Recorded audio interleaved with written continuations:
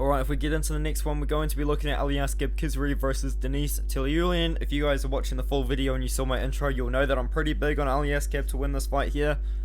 Striker versus grappler matchup. Aliaskhab only 5'9" for the 185 pound division. Going to be interesting to see how that kind of looks up against a guy that is going to be 4 inches taller than him. I'm going to assume that he's going to have a reach advantage too, and Denis Tiuliulin is going to have the striking advantage in my opinion too, as he's a great striker. On the other hand though, if we look at Denis Tiuliulin, he's actually on a little bit of a streak right now. He's 4-1 in his last 5. He's kind of turned his career around, I guess. I mean, he was 6-4 at one point. He did bounce back against a couple of guys that aren't really that great, but then he did knock out a guy who's quite good in the first round against Khizriev for hair. And now he's taking this fight on short notice against Aliaskhab Khizriev. I can't remember who Aliaskhab Khizriev's... Yeah, so he had a lot of different opponents, but his opponent for this fight was meant to be Abu Sapay and Magomedov, who I believe is a German fighter. Unfortunately, yes, he wasn't able to make the fight. Now we're getting Denis Tiuliulin stepping in on short notice. Very good power puncher. I think he potentially could show some problems to Aliaskhab Khizriev on the feet, but I'm just going to be trusting Khizriev to get the fight to the ground. He's got some really good wins on his record. I mean, his win over Henrique Shigemoto in less than 1 minute on the Contender Series looks pretty good.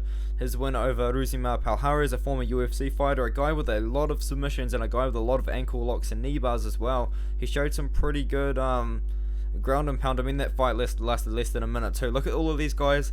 His wins inside the distance last less than a minute. Otherwise they go to decision, man.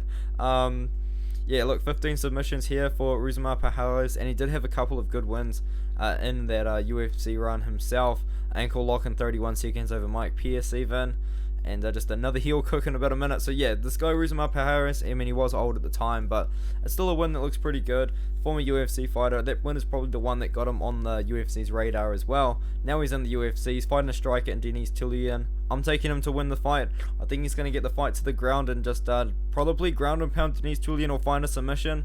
Originally, I'll be honest, I was kind of on the Khizriev decision side, because I do think Denis Tiuliulin is actually a lot better than his record looks.